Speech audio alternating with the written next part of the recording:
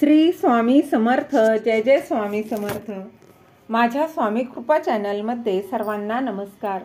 स्वामी महाराजांच्या कृपेने तुमच्या सर्व चांगल्या इच्छा पूर्ण होत ही स्वामी महाराजांच्या चरणी प्रार्थना करते आणि आजच्या या नवीन व्हिडिओला सुरुवात करते.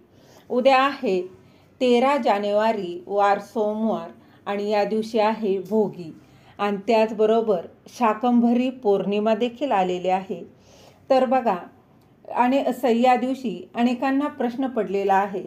भोगी देखील आहे आणि शाकंभरी पौर्णिमा देखील आहे, तर सत्यनारायणाची पूजा करावी का? तर हो, सत्यनारायण दर पौर्णिमेला सत्यनारायण पूजा करत असतो. तर ती पूजा तुम्ही या दिवशी भोगीच्या दिवशी आवर्जून करू शकता. बघा, सत्यनारायण पूजा ही प्रदोष काळात, म्हणजेच काय प्रदोष काळ म्हणजे काय, संध्याकाळी 5 ते 7च्या दरम्यान जी पूजा आहे ती करायची आहे. पौर्णिमा ही सोमवारी म्हणजेच 13 तारखेला पहाटे 5:03 सुरू होणार आहे आणि मंगळवारी 14 तारखेला पहाटे 3:47 पौर्णिमे ही संपणार आहे. त्यामुळे श्री सत्यनारायणाची पूजा ही सोमवारी म्हणजेच उद्या भोगीच्या दिवशीच तुम्हाला प्रदोष काळात आवर्जून तुम्ही करू शकता. त्याचबरोबर बघा, या दिवशी भोगीच्या दिवशी हा खूप महत्त्वाचा दिवस मानला जातो. मकर संक्रांत हा 3 दिवसांचा सण. पहिला दिवस म्हणजे भोगी, दुसऱ्या दिवशी मकर संक्रांत व तिसरा दिवस हा किंक्रांत म्हणून 3 दिवसांचा हा सण साजरा केला जातो.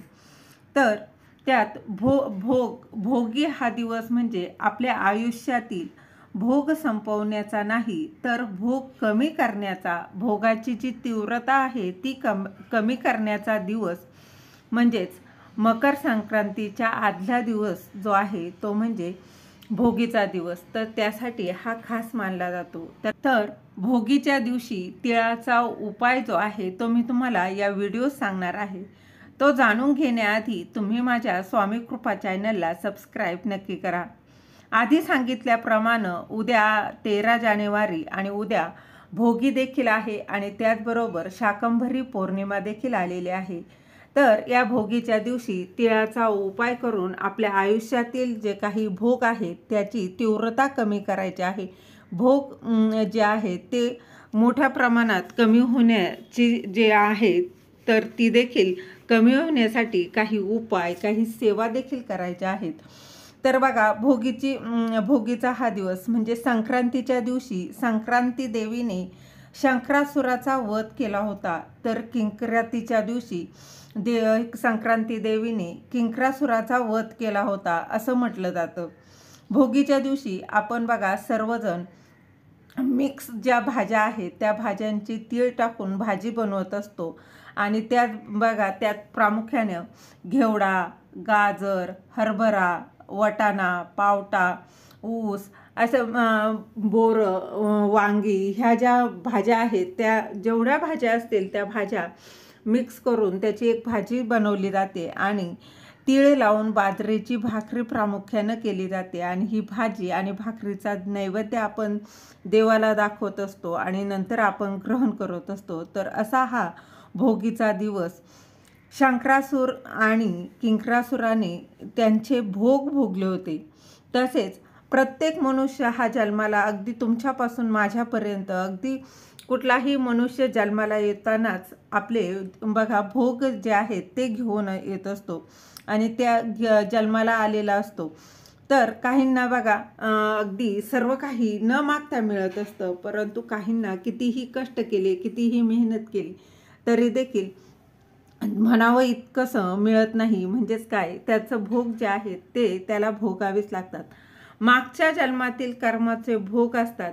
खरं तर हा आयुष्यातील भोग कमी व्हावा, त्याची तीव्रता कमी व्हावी म्हणून मकर संक्रांतीच्या दिवशी नेहमी बघा आपण काही भोगीच्या दिवशी त्याचबरोबर भोगीच्या दिवशी आणि किंक्रांतीच्या दिवशी काही उपाय जे आहेत ते आवर्जून करायचे आहे. आपल्या आयुष्यातील भोगाची तीव्रता कमी व्हावी म्हणून बघा महाराज नेहमी म्हणायचे, तुझे भोग तुला भोगावेच लागतील, परंतु बघा, आपण जेव्हा स्वामी मार्गात येतो ना, तेव्हा आपल्या संकटांची, आपल्या दुःखाची, आपल्या भोगाची तीव्रता जी आहे ती कमी होते, ती आपल्याला जाणवत सुद्धा नाही. तर ह्याच भोगीच्या दिवशी वर्षातून एकदाच करता येणारा उपाय जो आहे तो मी तुम्हाला सांगणार आहे. भोगीच्या दिवशी सकाळी बघा, आपण आंघोळीच्या पाण्यात चिमूटभर सफेद तीळ टाकून त्या पाण्याने आंघोळ करावी. बघा, अगदी लहान मुलापासून अगदी वयोवृद्धांपर्यंत सगळ्यांच्या आंघोळीच्या पाण्यात चिमूटभर पांढरे तीळ टाकायचे आहे आणि त्याने बघा आंघोळ जी आहे ती करायची आहे. त्यानंतर बघा, आपली देवघरातील देवाची पूजा, बघा फक्त कोरडी पूजा नाही, अगदी त्यांना अभिषेक करून तुम्ही स्नान घालता, तर ती आवर्जून तुम्हाला स्नान घालून देवाची पूजा या भोगीच्या दिवशी आवर्जून करायची आहे. त्यानंतर सूर्याला अर्घ्य या दिवशी आवर्जून द्यायचं आहे. तसं बघायला गेलं तर पौष महिना हा संपूर्ण महिना सूर्यदेवांना अर्घ्य आवर्जून द्यावं, परंतु नाही शक्य झालं ना तरी देखील किमान बघा, भोगीचा दिवस, संक्रांत आणि किंक्रांत, तेव्हा सूर्याला अर्घ्य हे आवर्जून दिलं गेलं पाहिजे.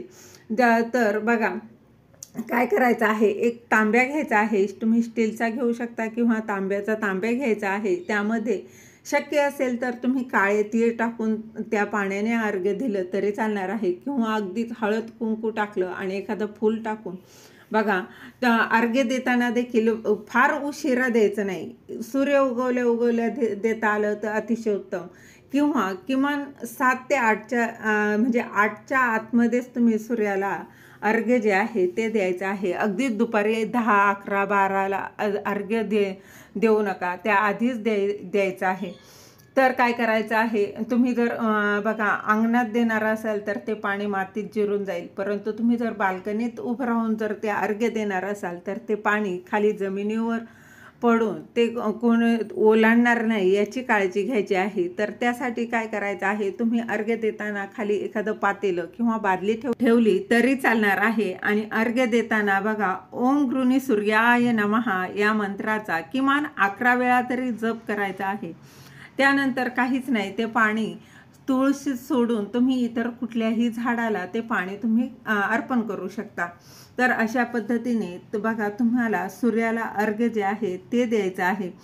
त्यानंतर बघा, तुम्ही या दिवशी पितरांसाठी देखील काही ना काही दान करणं खूप महत्त्वाचं मानलं जातं. तसं बघायला गेलं तर ह्या 3 दिवसात संक्रांत, भोगी आणि किंक्रांत, तेव्हा दानाला खूप महत्त्व आहे.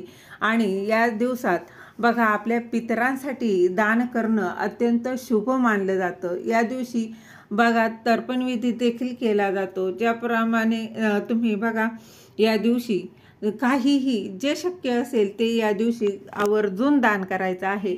अगदी तुम्ही बघा, एखाद्या गरजूला एखादं ब्लँकेट, चप्पल, चादर, स्वेटर, या जरी आता थंडीचे दिवस आहे तर तुम्ही या वस्तू दान करू शकता. एखाद्याला खूप गरज आहे अन्न, तुम्ही एखाद्याला अन्न दान करू शकता. तीळ आणि गूळ ज्याप्रमाणे दानाला महत्त्व आहे ना, त्याचप्रमाणे आपल्या पितरांच्या स्मरणार्थ या दिवसात आवर्जून दान करायचं आहे. भोगीचा दिवस हा त्यासाठी खास मानला जातो. आपण फक्त पितृपक्ष आलेला आहे किंवा अमावास्या आहे तेव्हा तर आपण दानधर्म करतोच, परंतु असे काही दिवस असतात तेव्हा देखील आपल्या पितरांच्या स्मरणार्थ दान करण्याला खूप महत्त्व आहे. त्याचबरोबर बघा, तो घराची जी दक्षिण दिशा आहे तिथे एक दिवा जो आहे तो पितरांच्या स्मरणार्थ एक दिवा लावायचा आहे. तर तो दिवा काय करायचा आहे, एखादी कणकेचा दिवा तुम्ही तयार करून घेऊ शकता किंवा अगदी मातीची पंती घेतली तरी चालणार आहे. तर हा दिवा किंवा पंती एखाद्या प्लेटमध्ये ठेवा किंवा अगदी तुम्ही कागदावर जरी ठेवला तरी चालणार आहे. त्यामध्ये तिळाचं तेल तुम्हाला टाकायचं आहे. तिळाचं तेल नसेल, अगदी जे कुठलं तेल असेल ते त्यामध्ये टाकायचं आहे. आणि बघा, दुसरं जर तेल असेल तर त्यामध्ये चिमूटभर काळे तीळ देखील टाकायचे आहे. आणि दुहेरी कापसाची वात जी आहे ती तुम्हाला प्रज्वलित करायची आहे. ती वात तुम्हाला दक्षिण दिशेकडे तोंड करून बघा, हा दिवा जो आहे तो ठेवायचा आहे. त्यानंतर हा दिवा लावला तो आपल्या पितरांच्या स्मरणार्थ आपण लावत असतो, तर त्यांची त्या दिवशी सेवा होणं देखील तितकंच महत्त्वाचं आहे. तर दक्षिण दिशेकडे तोंड करून तुम्ही पितृस्तुती जी आहे आपल्या बघा नित्यसेवेत आहे त्या पुस्तकातील तुम्ही किंवा अगदी गुगलवर सर्च केलं तरी चालणार आहे. दक्षिण दिशेकडे तोंड करून आपल्या पितरांच्या स्मरणार्थ ही पितृस्तुती म्हणायची आहे. आणि त्यांना देखील बघा आपल्या आयुष्यातील भोग कमी व्हावेत यासाठी आपण या भोगीच्या दिवशी ह्या सेवा या करत असतो. तर अशा पद्धतीने एक दिवा आवर्जून लावायचा आहे.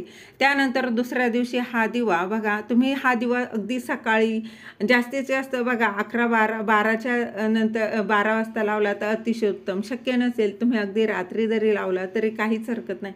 कधीही हा दिवा तुम्ही आवर्जून भोगीच्या दिवशी लावायचा आहे. त्याचबरोबर दुसऱ्या दिवशी हा दिवा काहीच नाही घ्यायचा आणि तो विसर्जन करायचा आहे किंवा निर्माल्यात टाकला तरी चालणार आहे. अशा पद्धतीने भोगीच्या दिवशी आपल्या भोगाची तीव्रता कमी व्हावी यासाठी हा उपाय जे आहेत ते करायचे आहेत. झालेली सेवा महाराजांच्या चरणी रुजू करते. दिलेली माहिती तुम्हाला आवडली असेल तर लाईक करा, शेअर करा, सबस्क्राईब करायला विसरू नका. श्री स्वामी समर्थ. धन्यवाद.